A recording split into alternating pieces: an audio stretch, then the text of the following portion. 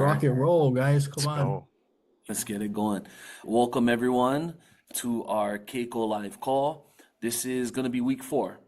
A So week. we're halfway through the series here. Again, thank you guys all for coming. The reason why we created this call is we wanted to start building our own community. Our own community that we can help with real estate, with questions. We feel like there's a gap in the industry between borrowers and lenders, and we want to help bridge that gap. So if we can be of service for you folks, that's what these calls are going to be about. Investing, the insights, the backgrounds, the scenes that most people don't get to see. We want to bring that to the forefront. Just the outlay of the call today, the agenda is we're going to want to hear any lessons you guys learned. John has a couple of things he's going to be pointing out that we're seeing. We're going to do a breakdown too of how to be ready for your funding on your loan. What docs you need, the steps that you'll have to make sure that you're ready to go. So when you bring it to us, we can get this thing buttoned up and get you guys going as quickly as possible. And lastly, again, we're going to have questions and answers. So if you guys have any questions, love you guys to bring it to the forefront so we can help out. What I'd like to do is open up for anybody that has any learning lessons over the course of this week. Oh, go ahead. Yeah, please. Well, I just wanted to say, because you were asking and you're so gracious to have these meetings, that I am a newbie and I'm gathering information. So I'm gathering everything that I need to really have in place. I like to organize myself with checklists and formulas and, everything that I can have. So I'm learning and I really appreciate you. Yeah. Right on. Thank I you. think that's for everyone. And you actually mentioned it. You're getting checklists, right? So we're actually going to provide you guys a checklist of exactly everything you guys need to make it easy, right? That way you guys aren't guessing. So we're going to go over the steps and the documents that you guys need. So when you guys are ready, you can present them to us and we can get you quotes faster. We can close deals quicker. And that way we can all just be on the same page. So yeah, welcome. The only way to get better is to come to places like this, and we're hoping that we can help out. So, most definitely. Anybody else got anything? If not, Johnny, let's get this rolling, brother. Well, let's do it.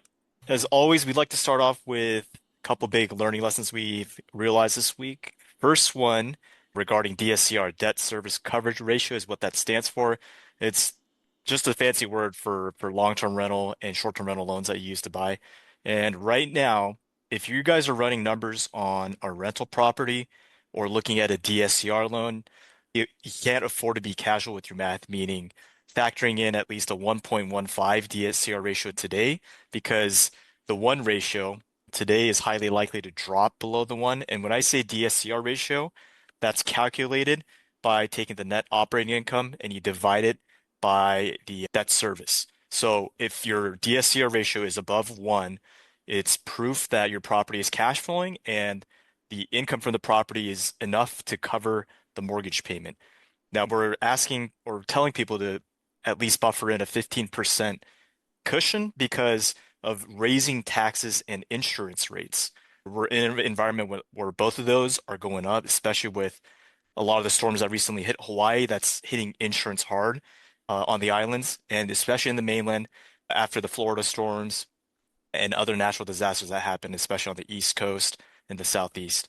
So your cash flow could get swallowed if you don't factor in the 15% and be conservative with the numbers. So just keep that in mind. And the second lesson is immigration laws. We're also seeing a lot of shifts due to recent immigration laws. We're not going to get political here. We know that ICE has been all over the news, and particularly in border towns such as in Texas and California. We have a borrower right now directly affected by this in McAllen, Texas, which is right on the border of Mexico and Texas. And the borrower is getting affected because half the labor force, the construction force, is gone in that town. And because of that, it means a lot of delays and costs are doubling for that investor because the workforce is significantly reduced.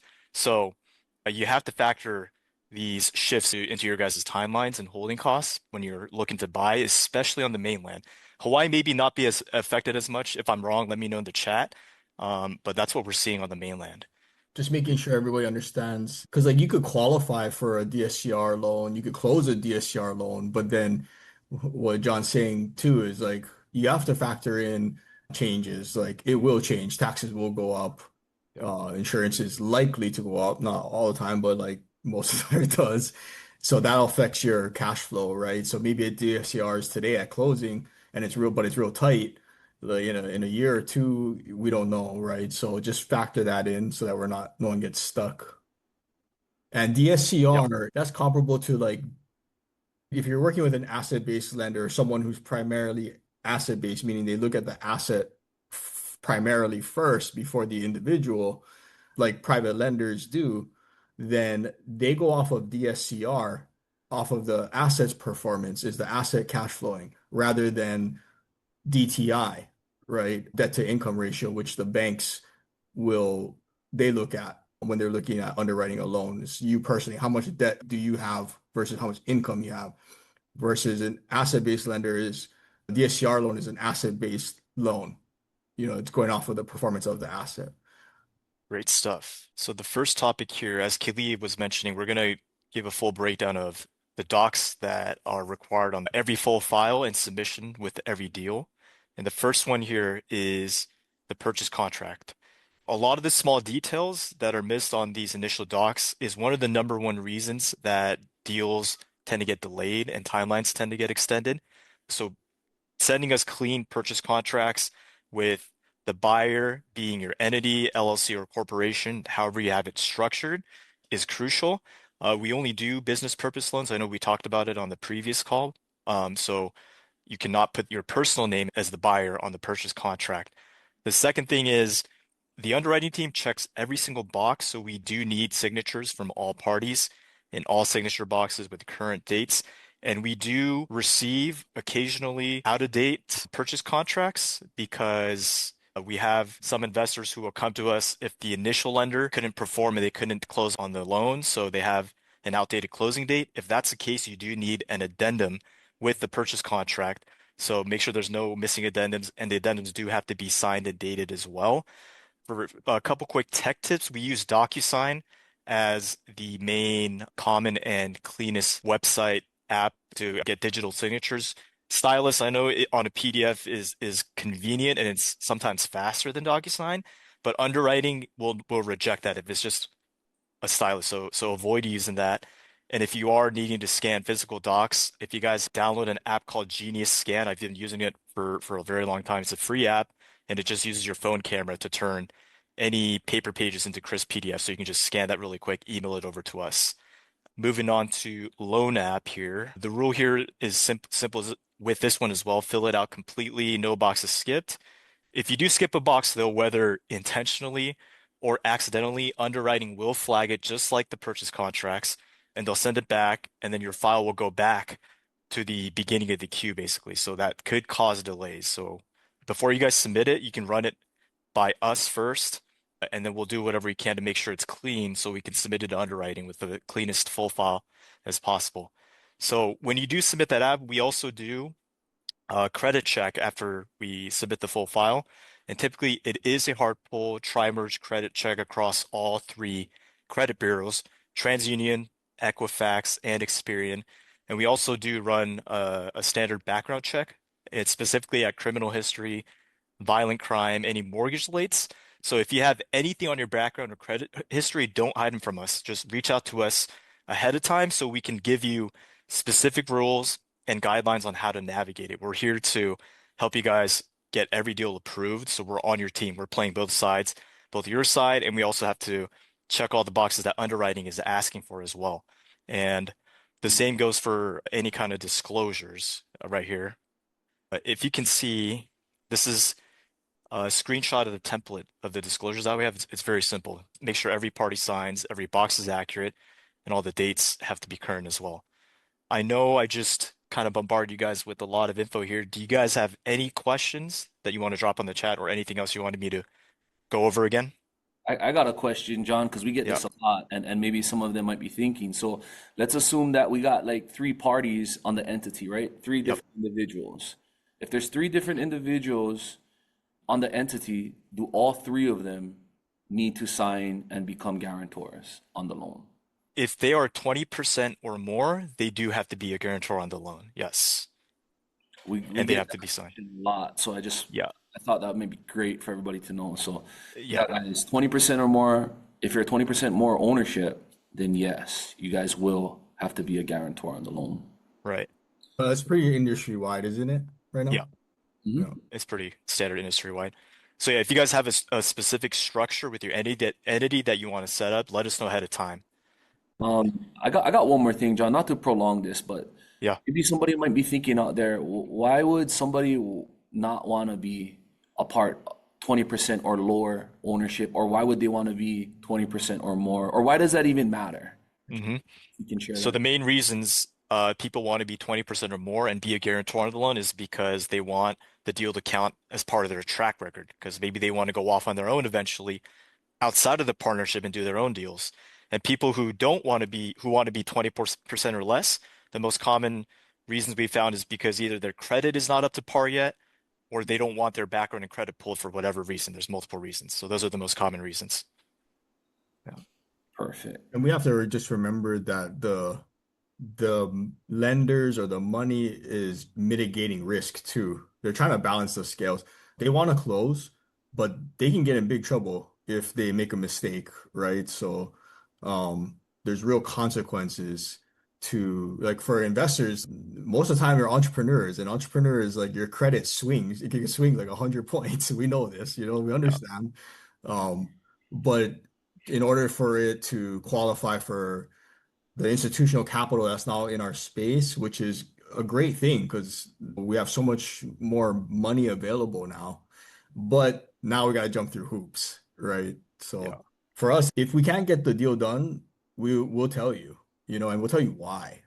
And because for the most part, we don't see all the boxes and have all the relationships, but we see the majority of it. And so if we know it probably won't fit in any of them, then we'll tell you why, right? So Yeah. Those are all great points. So the next big one too, speaking of building credibility with underwriting, is track record. This is one of the ones that's one of the most intricate in terms of detail. Sometimes this is also called the SREO, which stands for Schedule of Real Estate Owned. So underwriters are risk managers, just like Corey was saying. They want to see that your listed projects on your track record were completed within the stated timeline. And we typically go back the most recent 3 years for track record. And every property on your track record, you have to include the full address, the exact purchase price, rehab, and ARV, after repair value amounts, especially for fix and flips or new construction projects. And the purchase and sale dates have to be as accurate as possible because if those don't line up, our processing team, I think Sheena, I believe, is on the call, so I might tap you on here. Our processing team has to request more docs to verify the timeline. And this could, again, add more delays if it doesn't line up. And if it's a rental, you just have to make sure that you list the monthly rental income in addition to all those other details as well. And as far as your properties that you own for your schedule of real estate owned, so your ownership has to be listed, whether it's held individually or under an entity. The entity has to trace it directly back to you as the individual and the guarantor on the loan. Sheena, I believe you're on the call, but what are some of the most common corrections that you guys are having to make when you get track record from borrowers? Hello, everybody. This is Sheena. So, in the Sheena. processing team, we've got actually Irish, Nika, and I. To answer John's question, if you talk about track record, the most common challenge that we see is us being able to validate the information that is placed in the track record. So, whenever you provide us the details, such as, say, for example, any property that was sold, we need to identify the purchase date, the purchase amount, together with the sold date and sale amount. Now, we do have an application where we go ahead and double check if those information are actually verified. Now, if we do not see it verified, meaning we do not see the same information, that's when we go ahead and ask for further documents. And if you talk about documents, the most secured information or document that we would be then needing would be either the purchase HUD, which will tell us or which will validate the purchase date and the purchase amount, or the sale HUD, which will validate the sold date and the sold amount. And I would like to reiterate what John mentioned earlier about the entity documents. Now, if we see in the sale HUD and the purchase HUD that those properties were sold using your name, then that's okay. However, if it's sold using an entity, then we would need to have a copy of those entity documents. Most of our capital partners would be requiring articles of organization and operating agreement for us to be able again to tie those properties back to you. So those documents should be readily available. So in case our system would show that, hey, the information you have entered isn't equivalent or isn't at par to what you have given us, then we can easily go ahead and at least go through the valuation without needing further documents. I hope I was able to answer your question, John. Yes, that was great. Thank you guys. Do you guys have any other questions before we move on to the next slide? This track record one is a pretty detailed one. I got something, John. A lot Yeah. of people, kind of ask us is, someone might not have a track record. So first question is, what do you send if you don't have a track record? And hmm for someone to be considered experienced, right? Like an experienced investor, what should that number be considered as an experienced investor for a track record? So we have different tiers. Gold tier, correct me if I'm wrong, I believe is at least three or more properties in the last 3 years. And when you go past the nine, so when you hit 10 or more, that's when you get into the platinum and our top tier of borrowers. As far as new borrowers, we have programs for new investors, but you do have to have mortgage history, whether with your primary residence. So we cannot qualify first-time mortgage individuals. So we have those options. But again, once if you have specific questions, just reach out to us. Uh, if you have any concerns on your track, and we can, before we submit anything, we can take a quick look and give you a quick answer of whether it's going to pass underwriting or not. That's it. Yeah, that's a great point. Like John mentioned, guys, what we want to do is make sure we can be that buffer between the underwriting and you guys, right? To make sure that we can get this done quickly, efficiently, and making sure we get the deadlines done ahead of time so we can see the problems, right? Yeah, If any. Yeah, John, perfect, brother. That's awesome. good stuff, guys. I'm going to move on to the scope of work, and this is a big one because we're talking about the money that you want us to lend you guys for the construction. And there's two parts to this, the scope of work and the rehab/construction overview form. So when you're submitting your SOW is what we commonly call it, the scope of work, the budget needs to be accurate and conservative. It's common for people to bring us a deal and they're giving us a range on the construction budget. I'm always writing the number on the higher end. So if you're giving me a $200 to $250,000 range on your budget, I'm always going to run the numbers at 250 just to be conservative, and it'll benefit everyone involved in the long run, especially you guys as the investors.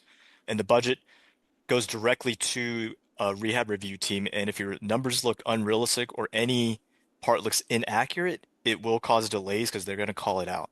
So a quick tip also for formatting your scope of work, always separate the GC fee and the contingency into their own line items. You don't want to lump them into the general construction, which some people have tried to do.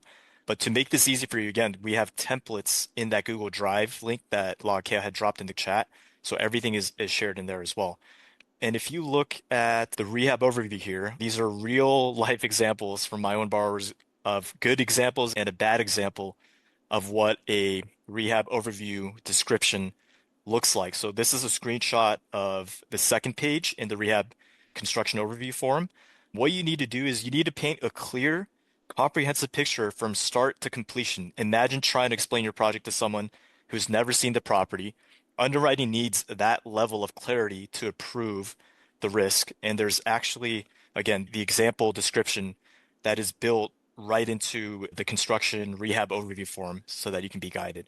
Lastly, don't forget signatures from all parties on this doc as well.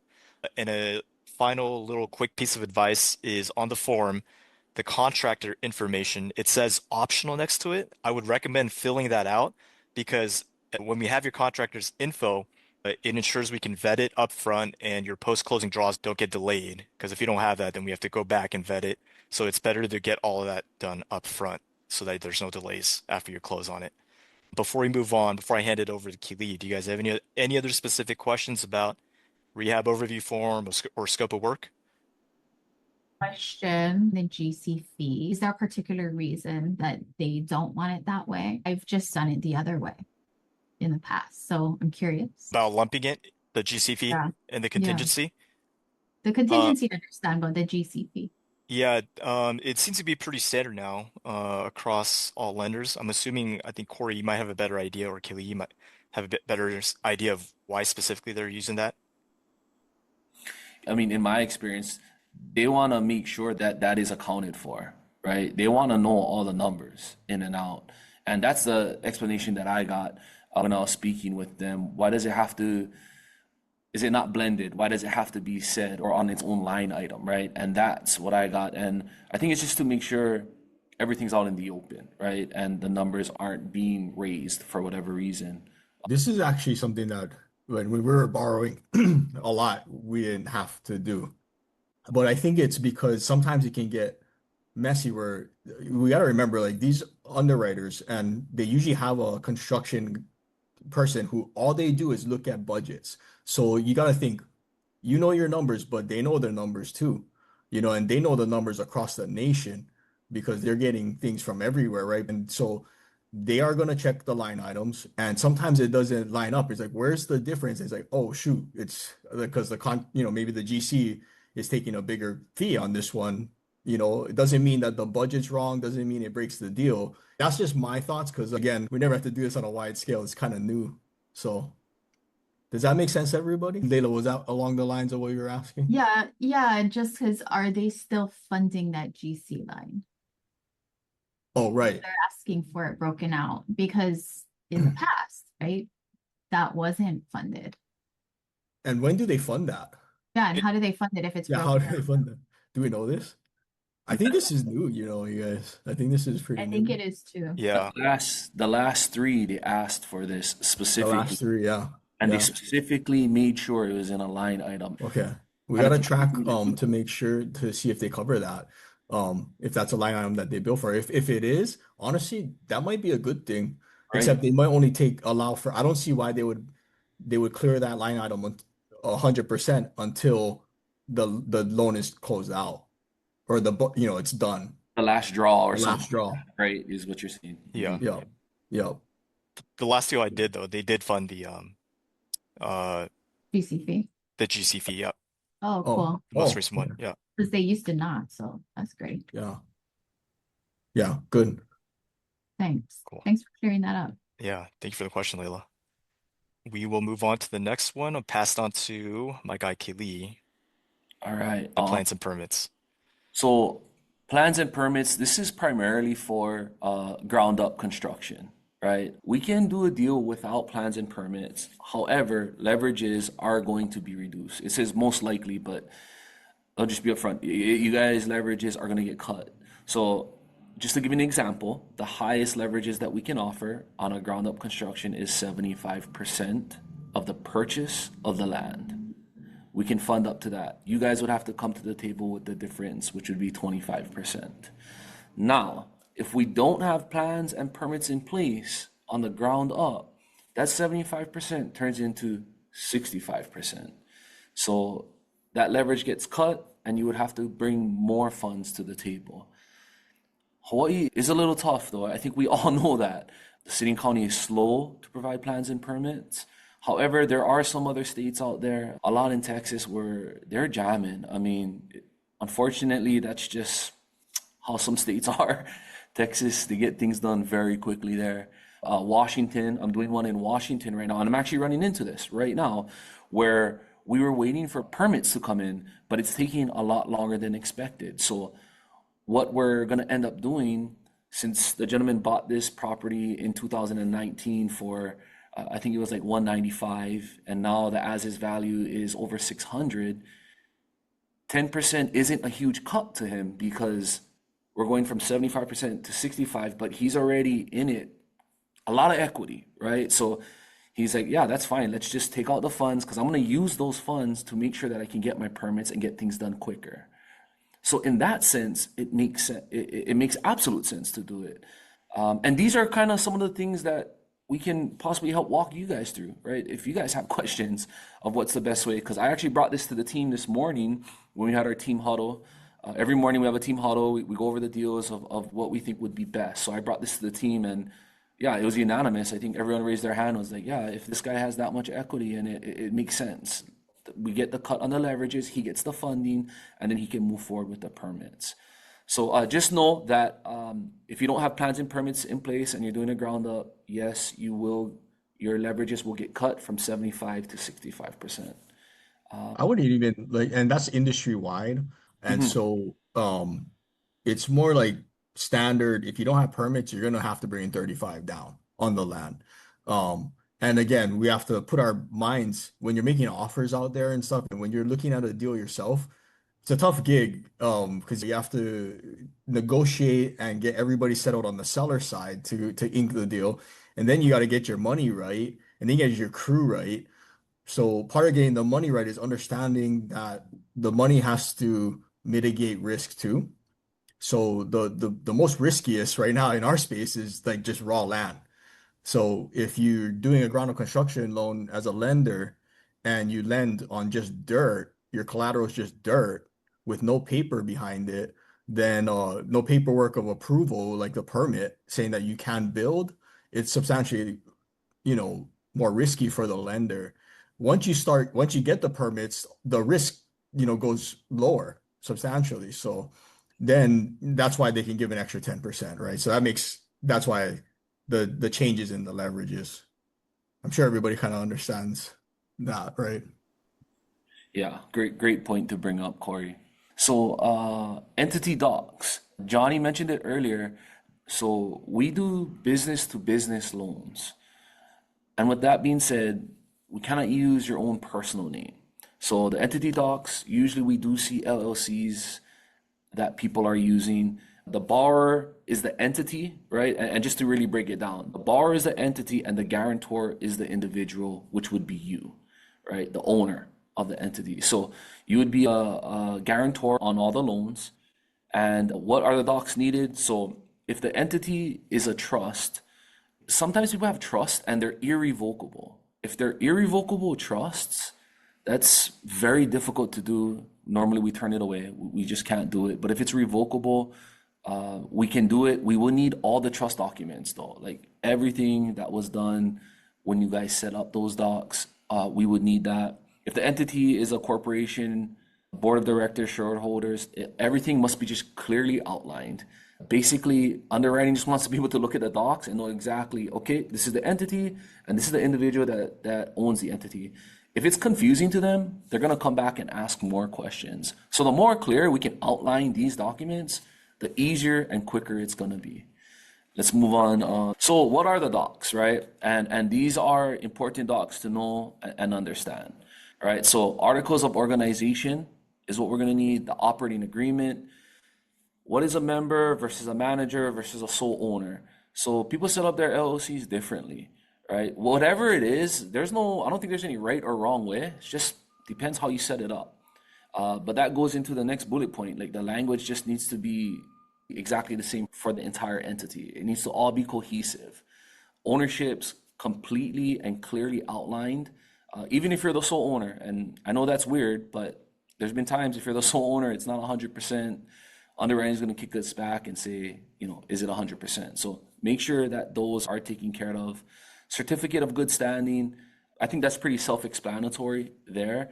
But one thing that we do got to make sure is it is within the last 90 days. A lot of times we get the document and it's expired. I would say if we're doing a deal, like just pull another one, get those documents to us, make it easy so we can get that done. There is a W-9 too. Again, we don't have every document on these slides, but in the PDF checklist, you can click on it, shows you exactly what those forms are, and making sure that you can fill it out on your own. So the W-9, we need to make sure it's filled out completely with the signatures of all parties. In that W-9, you have an EIN number, and that's where you would put that. Instead of your social security number, you would use that EIN number on that. I think we can move on here. So this has been becoming pretty prevalent for us. We always try to find unique ways to help our borrowers. And ground up construction is one of those ways that we've been able to help. So the way that we're able to help our people now is before, if you wanted to do a ground up construction, you need experience. And if you don't have experience, it's pretty black and white, like you're not going to get help. So now we have a way where you can do a ground up if you have a general contractor that's willing to provide us documents to show that they've been able to do projects in the past. So essentially what happens is we're leveraging their experience as yours. With that being said, it is important to get the right documents and as quickly as possible so we can do things adequately and hit the deadlines, right? So one of the things we're going to need, the general contractor's license. We are going to need to see permits and COs for the jobs that they've completed. CO stands for Certificate of Occupancy.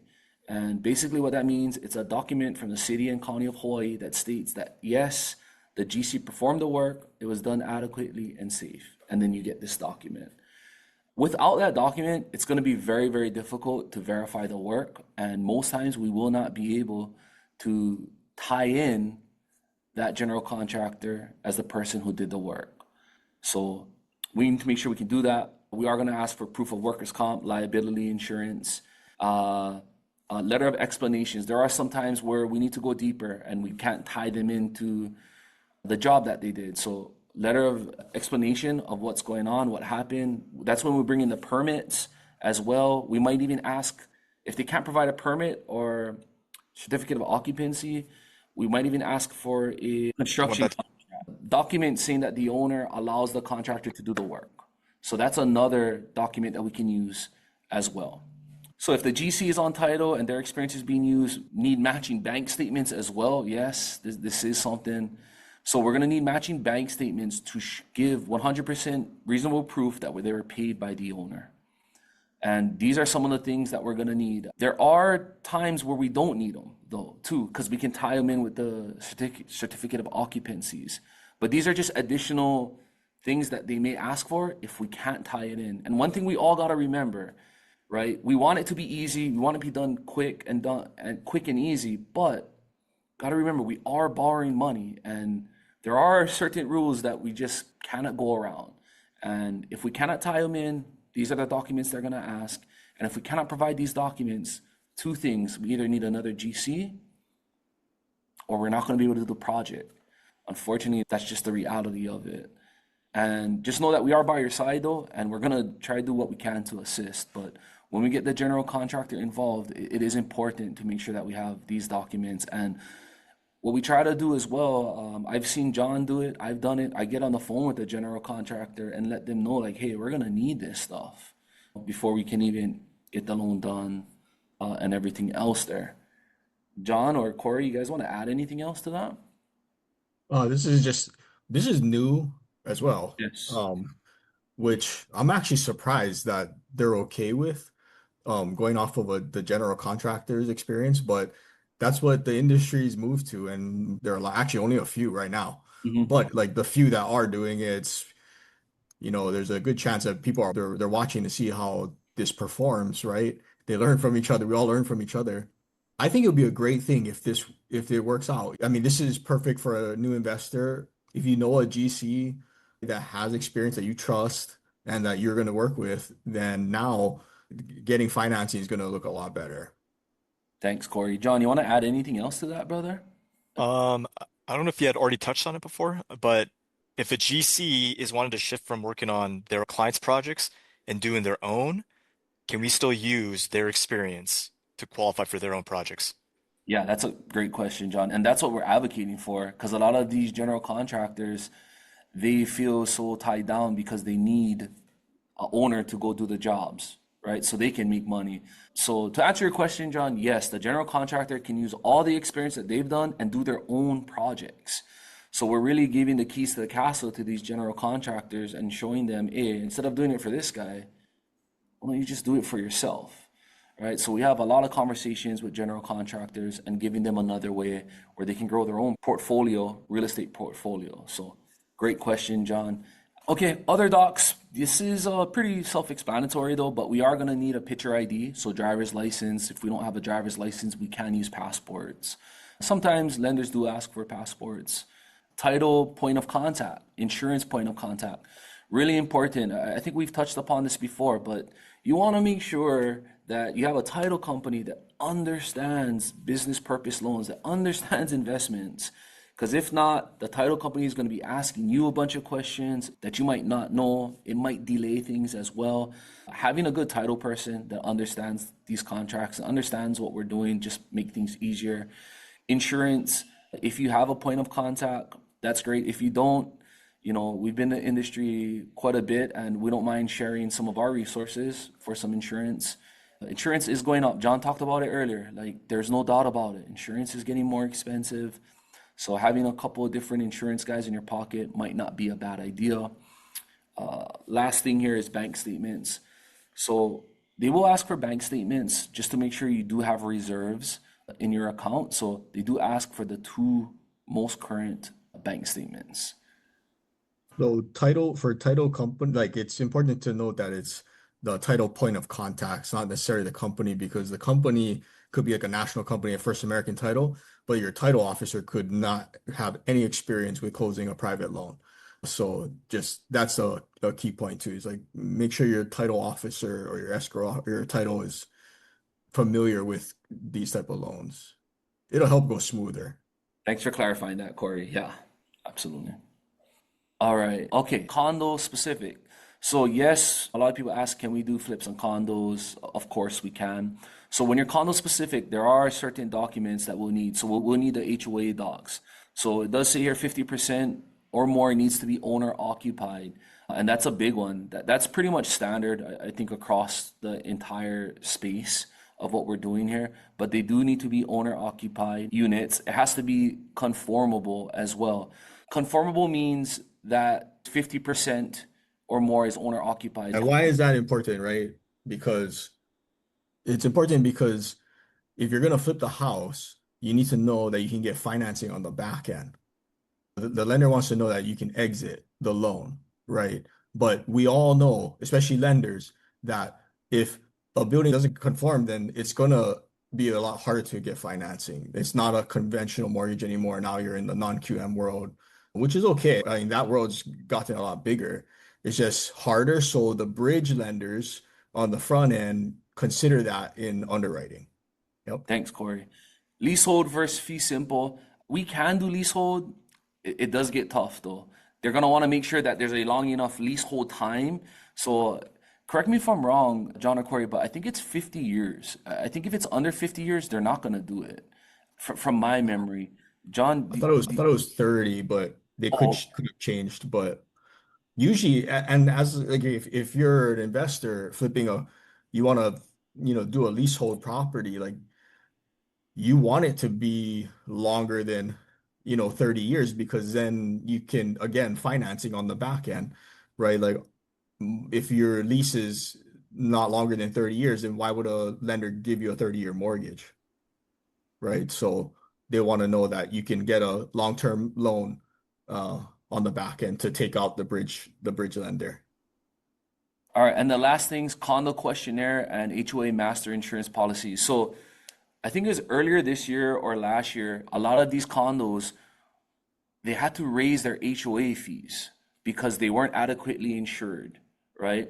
So when you're gonna be doing a condo, we're gonna send a document to the HOA, and that way they can tell us if they're insured or not, right? And if they're not adequately insured and they're not in that right space, we won't be able to do that loan. I have a friend that lives in Kaneohe out there, and they had to pay an extra, I think it was $700 for the past 10 months for their HOA. So that way they can catch up and make sure that that is insurable. But once that is, then you'll be able to move forward and we'll be able to get the loan. And that's what that condo questionnaire is and master insurance policy. Did you want to add on to that, Leila? As far as the HOA docs and the condo questionnaire, this is basically going to be asked for any condo, and it's a way that the lender can make sure that all of the condo bylaws are being followed, They are going to ask for those documents, the bylaws, their meeting minutes sometimes, as well as the condo questionnaire. The questionnaire is kind of like a summary of what's within the bylaws. What's important to keep in mind is when ordering these documents, property management companies are switching to a service that holds these documents and completes these forms for the actual management company. So there are costs associated with requesting these documents. It can be all upwards to $200 if this is a rush. It typically takes about 10 business days in order to avoid the rush fees. So I think that's important to note as well. Yep. Very important for like closing timeframes if you're in a condo. The condos are harder. They get looked at harder now because before, like, yeah, the master insurance policy, we had issues with that. But the condo questionnaire, it was ever since that big building in Miami collapsed, there was that caused a whole bunch of like extra forms you got to sign. So condos are great because it's, you're just renovating interior for the most part, but closing it, there's just a little things you got to watch out for. Yeah, And Layla, it's thanks just for this. bringing that up. I actually totally forgot about that. In Hawaii, I think they still have the HOAs do it, but in the mainland, you're right. I did one in Reno, and it took it took a long It's time. different in It every took a long market. time, yeah. It took a long time. I think it took more than 10 days, to do it. So, yeah. Thank you for clarifying that, Layla. Oh, Carolyn asked something, guys. What do we got here? That's a good question Carolyn has. On a leasehold unit, what if the intent is to buy the fee?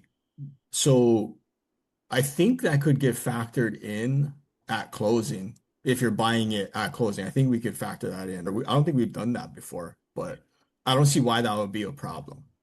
It's part of the purchase price, right? Hopefully everybody understands the difference because fee simple and leasehold is not common in some area in a lot of markets, but in Hawaii it very much is.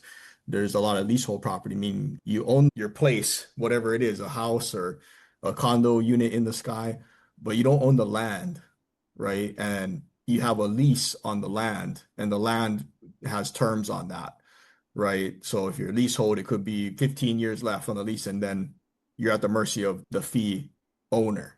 That's why Caroline's asking, what if the fee is part of the purchase? We'd have to get confirmation, but I would think that would be okay. Now it's just you're buying it fee simple, right?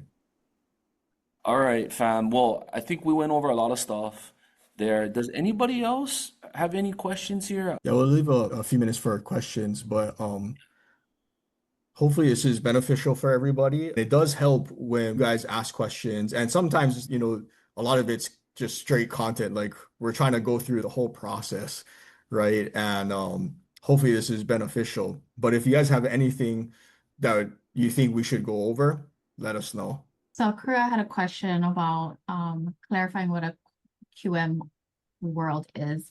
QM is a qualifying mortgage, which in the mortgage industry would be a Fannie Mae or Freddie backed mortgage. So a conventional mortgage that fits within the conventional underwriting guidelines and framework. Non-qualifying mortgages are those that are a jumbo mortgage is a non-QM loan. Bank statement loans. So for people who are not W-2 employees that would need to provide bank statements in order to substantiate their income, that's a non-QM type loan. So anything that does not fall inside of the regular Fannie and Freddie underwriting guidelines is non-QM. Thank you, Layla. You're welcome. Carolyn, go ahead. All of the DSCR loans that we applied for took a super long time. Is that just How is long? normal? About how long? I think that one of them took up to 8 months and then we were denied. Yeah. That's way too long. Wow, yeah. Way too long. Yeah. And the last one for our Big Island one took about 6 months. And it's tough because we have private monies to buy it, right? So we want to get it refinanced as quick as possible, but it took 6 months.